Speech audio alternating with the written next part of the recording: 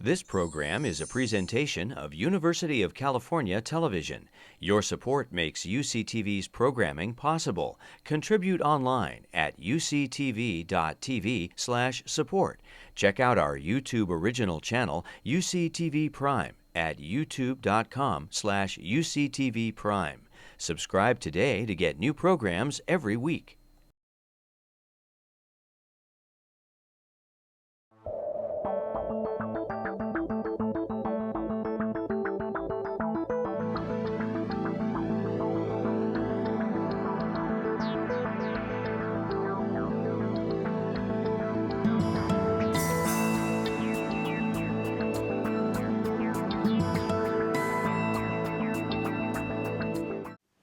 Well, it's great to be here, and it's really exhilarating to have this great a gift from Edison International in this visitor center, which I'm very much looking forward to kicking the tires of it and sitting in the chairs of it. I thought that I would maybe focus my talk just a little bit more than energy and climate change, talk about electricity and climate change, because I think it has a lot to offer. So those of you, some of you may recognize old Reddy Kilowatt up in the upper left. I think it's officially retired. Maybe the Edison guys can tell me. However, this is an updated Reddy Kilowatt with a CFL light bulb for a nose up here. So it sort of represents the transformation. Let's see. So here are some simple facts about U.S. greenhouse gas emissions, really simple. I mean, one can wade into the data here until you drown in it. But three big sources: coal-fired electric power, about a third. Transportation, it's mostly oil, almost all oil, about a third. And everything else, about a third, which is, these lights, although these lights are electric, so that would be from either gas or coal. But basically industrial, residential, heating, other electric, which is mostly what we have in California, natural gas, that's about a third. And here's a diagram that just demonstrates, here's our coal-fired electric, our surface transport, and then everything else. So that's just a way of thinking about what we're using. So I'd like to focus on one strategy, not a strategy to solve this entire problem, but one strategy.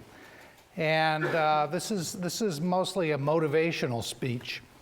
I think there's a great deal of potential in this one strategy. I'm not necessarily going through all of the pluses and minuses of it and necessarily presenting a full argument for it. But it's one idea, and the idea is, and it's not just mine, is that we take two things together. And one is partial electrification of surface transportation, and that's electric cars and hybrid cars, and then cleaned up electricity generation. And I think if you look at the previous slide where you see a third of the carbon emissions are from coal-fired electric, if one can clean up the electric power sector, can greatly shrink that particular segment. Coal is the big culprit for electricity's emissions. And if you can also focus on shrinking the transportation sector, not necessarily so that it uses less energy, but so that it uses energy that can be better managed by the electric power sector, you can really make a big dent in both that one-third that is coal and the one-third that is transport. And like Everett Dirksen used to say, that's actually two-thirds of the total, so that's actually getting to be quite a few emissions. He didn't say that, but he said something like that. So clean up electricity generation. The California standard is, which we'll see if they actually hold to that, is new coal as clean as gas. In other words, that it has to have carbon capture and storage. And for old coal, and there are a lot of those, either phase it out or introduce carbon capture and storage. Now that carbon capture and storage is the old-fashioned, not particularly imaginative approach of taking really a lot of gas and pumping it down under the ground into some sort of geologic storage. or some of the more innovative things that are going on, like converting CO2 to artificial seashells, something solid that can sit on the ground. There are many ways, some better than others, for getting rid of the carbon in electricity generation. And one of the things I want to emphasize is that if you talk about solving climate change, you can talk about pie-in-the-sky technology, that if somebody could invent it, all our problems would be solved. Or you can talk about technology that's close to being there or is there. And I'm going to take the slightly harder road of talking about what is there or is almost there, rather than the stuff that could come in 10, 20, 30 years. So here's, let's moving on to cars. We have the internal combustion engine vehicle. This car up here is very similar to what you and I drive. The outside's a little different, but basically it's the same vehicle. This is the dean of the Bren School here. This is the Leaf, which he owns one of. And that's just symbolic of the pure electric cars, of which there are a number of them out there. The advantages are obvious. They don't use any fossil fuel directly. Basically, they put the onus for cleaning up emissions onto the electric power sector. They use electric power, which, of course, if you're driving an electric car in Ohio, which is mostly coal, you're going to generate a lot of carbon dioxide by driving the electric car around. So it depends on what the electricity is made from. So this is current technology. It's getting better. Then the non-plug-in hybrids, HEVs, you know, remember these abbreviations here. This is a non-plug-in hybrid electric vehicle. This is the familiar Prius, though the Prius has been improved. There's no input of electricity into the car. You put gasoline in the car, and the gasoline may be used directly to drive it or to generate electricity, but it's still basically a gasoline vehicle, although it's more fuel efficient. Then you have the plug-in hybrids, which seem to be coming a lot, or at least a lot of them seem to be next model year, and they've been that way for a little while now. But some of them are beginning to actually be here. The Chevy Volt is an example of those.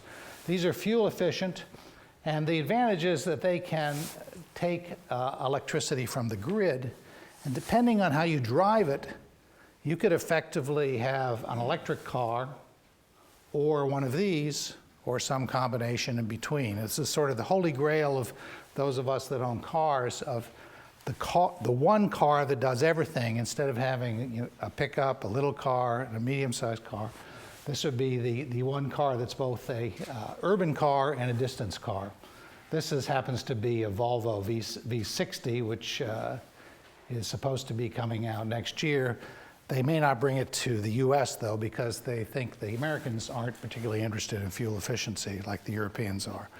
I don't think they're right about that. So here's just a primer on this next generation of hybrids. And this is, the distinction is really between parallel, PHEV means plug-in hybrid electric vehicles, PHEV, parallel, which is sort of like the Prius without the plug-in. Basically, you have an engine that can either directly drive the car down the street, or the engine can make electricity, which can also drive the wheels. And a series plug-in hybrid electric vehicle is sort of the generation after that. The little lawnmower engine here has only one job, and that's to generate electricity. And the electricity goes into the batteries, wherever those are. I guess that's the battery, which then runs the electric motor.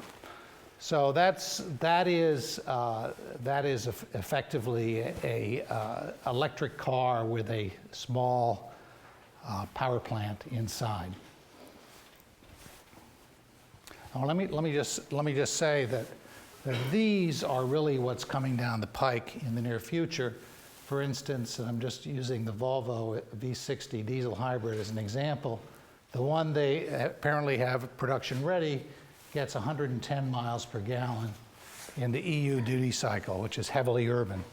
So what happens here is that you have about 50 miles of electric capacity. So for the most part, when you're driving around town, it's only an electric vehicle. And you use the electricity from Southern California Edison to run your vehicle. Then when you have to go to Yosemite or something like that, then you essentially use both the gasoline, or in this case diesel engine, and the electric. The advantage of the electric with the diesel is that one of the problems we've had in automobiles over the past few decades is that engines have gotten bigger and bigger to give people pep. Well, if you have an electric motor as well as a gasoline engine, the electric motor can kick in when you want to pass somebody or get onto the freeway. It means you can downsize the gasoline or diesel engine and get more fuel efficiency. So here's an analysis, which I can't vouch for. It's just taken from Electrification Coalition, a coalition that's pushing electrification of vehicles. And this is the scenario they paint. Of course, we're about there, where nothing is happening. This is the internal combustion engine, this white. This blue is electric vehicles, and this orange is plug-in hybrid electric vehicles. And they basically paint a scenario where these start ramping in, consistent with the introduction of technology. And eventually, batteries become so good that we can just use electric cars. And the implications are that down here, this is oil. It's about what we consume, 9 million barrels of oil per day. This is our oil consumption. This blue, they show it going down to 25% of what it is now. Okay, so the implications, conclusions of this is that electric power can play a big role in reducing greenhouse gas emissions. Decarbonizing electric power is important and doable, and moving to gas-electric hybrid vehicles is important to shrinking the transportation sector's emissions and oil use. And I'll just end with this early electric car that Reddy Kilowatt used to drive. Thank you very much. Good afternoon, and thank you all for having me here today, and thank you all for this beautiful weather. And I enjoyed both Professor Kolsted's talk and also Eric's talk. We've actually been trying to educate Californians about the nexus between water and energy, because that's a big part of our greenhouse gas emissions. And you're very right, moving water around the state uses a lot of energy. So I've served as secretary of Cal EPA for 5 years now, and during a very pivotal time in California history, because we are truly leading the nation and the world in environmental policies such as climate change and green chemistry. And before the federal government had a Clean Air Act or a Clean Water Act, California had those laws. And in fact, we have special authority under those laws. And it was under our special authority under the Clean Air Act that we were able to demand cleaner cars in California. And that was a Pavley bill that I negotiated for actually Governor Gray Davis. I was his legislative secretary at that time. And of course, we had a huge battle with the auto industry, and it was very interesting when we were negotiating the bill. They spent millions of dollars in scare tactics, jamming our phones. There were bomb threats against the author. It was quite a battle. Well, we enacted that law, and also under the Federal Clean Air Act, other states can follow California. So we had 13 other states adopt our standards. We had about 22 lawsuits going on around the country, mostly filed by the auto industry. And funny thing is, we started winning those lawsuits. And now our standard is now a national standard. President Obama stepped in and happened to have a little bit of leverage over the auto industry at that time. And he owned them, basically. So we worked very closely with the White House and are proud to say that our standard is now a national standard. And I think that shows how California can influence not only the nation, but the world. And, you know, I'm often asked why California is the leader. We have delegations from all over the world visit us in Sacramento and visit Cal EPA. And why is California always leading? Well, I'm not really sure I have an answer. Maybe it's the pioneer spirit, it's in our DNA. But certainly it has a lot to do with the beautiful place we live in and our beautiful environment and our vast natural resources. And of course, California is the 8th largest economy in the world and home to several economic powerhouse regions, including the agricultural-rich Central Valley and of course the beautiful growing regions of the coast. The high-tech Silicon Valley, the entertainment capital of the world, Hollywood, the aerospace industry in Southern California, and we can't forget our wine-producing regions up and down the state. And our $36 billion agricultural industry grows half of the food for the country and exports to much of the world, yet is at risk because of invasive pests, reduced water supply, and elevated nighttime temperatures due to climate change. We produce 300,000 tons of grapes every year, and more importantly, 17 million gallons of wine.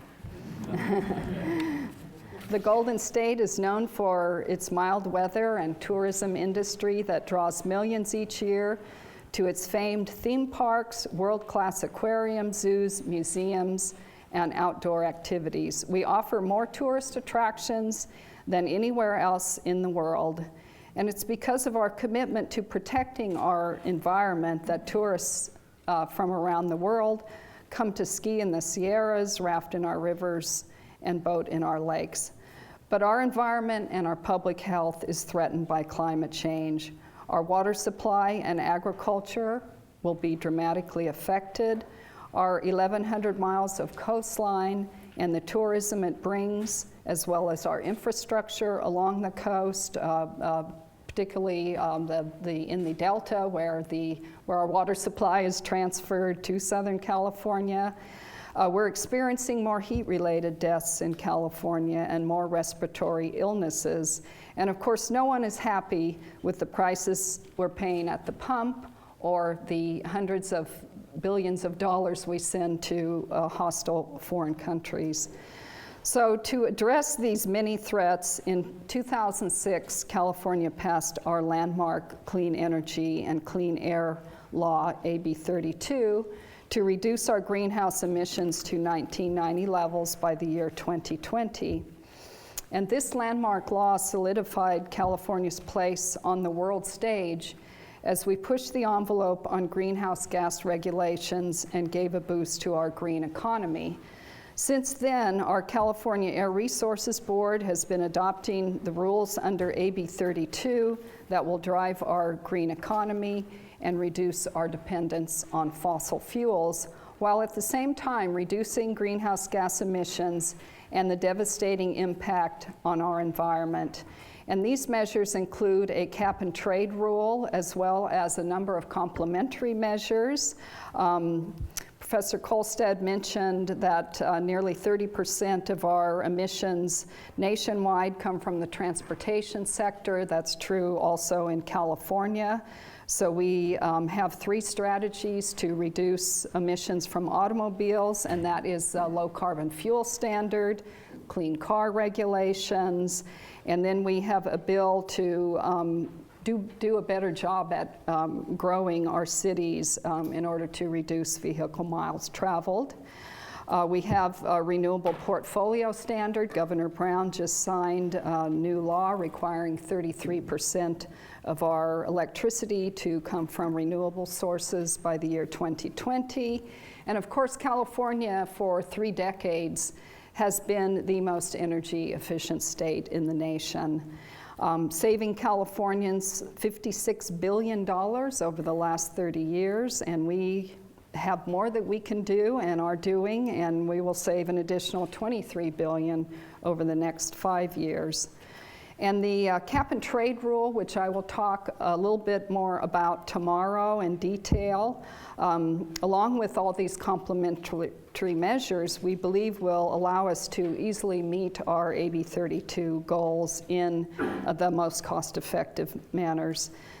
And California is poised to launch the cap and trade program on January 1 of next year.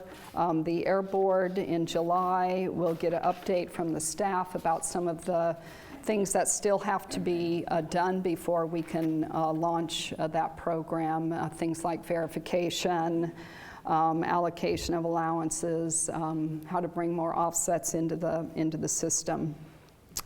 And I'll talk a little bit more about that tomorrow.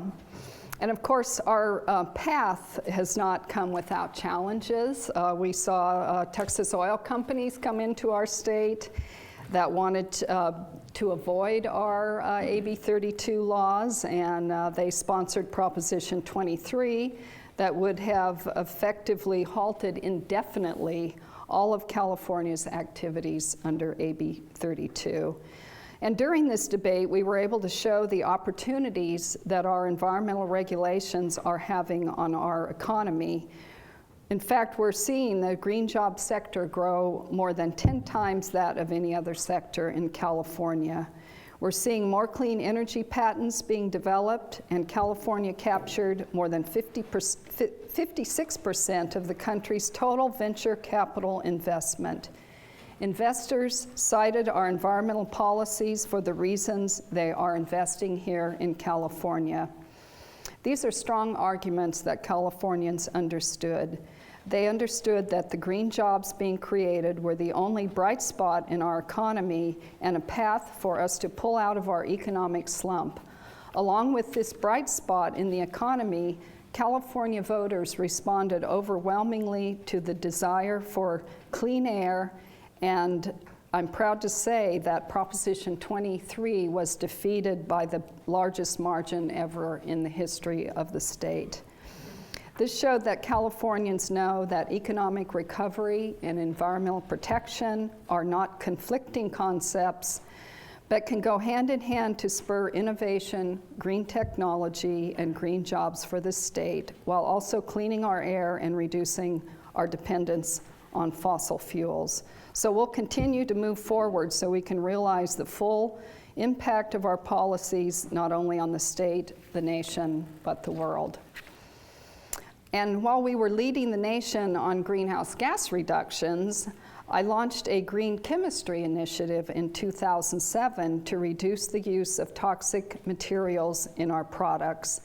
This was in part in response to about 50 or so different pieces of legislation moving through the California legislature, taking different approaches, chemical by chemical bans, restricting or eliminating different chemicals from different products. It was kind of chaos, and everyone agreed that we needed a science-based process. So this initiative aims to reduce or eliminate toxic materials in our products at the beginning of the life cycle, rather than dealing with the costly impacts and environmental cleanups during the use or disposal of a product. Unfortunately, many of our everyday products contain harmful chemicals that can damage our environment and our health. The most frightening examples of this is in children's products. Chemicals like bisphenol A in baby bottles, lead in children's toys, and flame retardants on children's clothes and bedding. These chemicals can affect crucial development in children. In fact, I saw an article just yesterday that found that 80% of baby products contain some kind of toxic materials. And I want to mention that my former director of Department of Toxics is here, Maureen Gorson. She was a champion bringing people together, sorting through this really tremendous effort. And I remember Maureen used to bring in things like your everyday plate. Oh, look what I bought at, we won't name the store, and it has, 100,000 times more lead than it should. And it was quite alarming. So. So the Department of Toxics, and thank goodness I have a new director just appointed. She's starting Monday, not a moment too soon.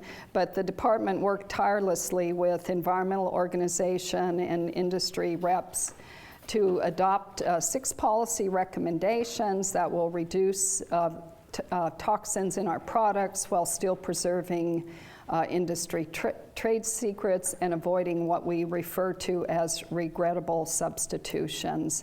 And this is not an easy job. This is like turning the Titanic. It's a whole paradigm shift.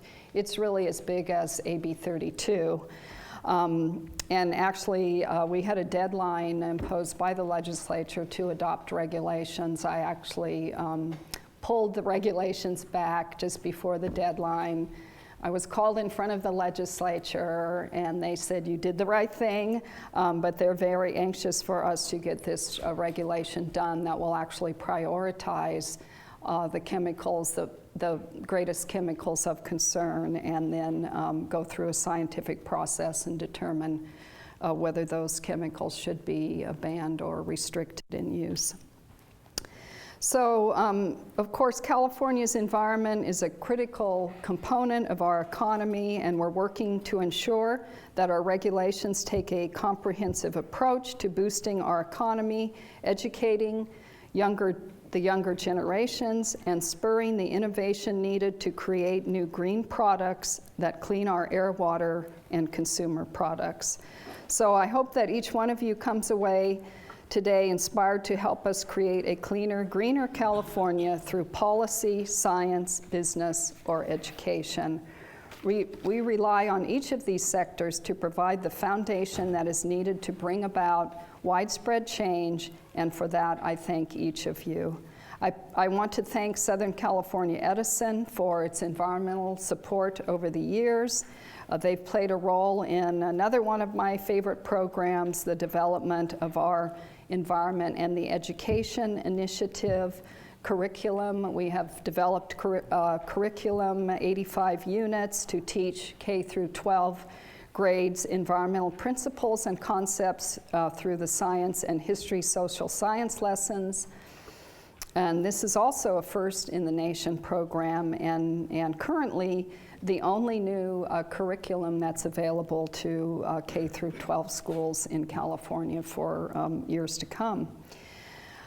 Years of development has led to a free online curriculum aligned to state academic content standards and approved by the State Board of Education. This curriculum is now being taught in more than 100 schools across the state, and our goal is to reach every school with the help of public-private partnerships for teacher training and developing classroom materials. And Southern California's Edison's commitment to the environment was also evident when they helped finance the Gills Onions project, which has resulted in huge energy savings and waste reduction. That's one of my favorite projects. Gills Onions won the Governor's 2009 Environment and Economic Leadership Award, and went on to win many other awards. So thank you, Southern California Edison, for all that you do. And I want to thank you all again for having me here today to discuss current state of our environment. We've made a lot of great progress. There's still much more to do, and we'll need all of you in doing all the great things you're doing to move forward. We can make the policies, that's what I do, but we need you for the innovation, the partnerships, the science to make these policies, turn them into reality. So thank you for your leadership. Thank you very much.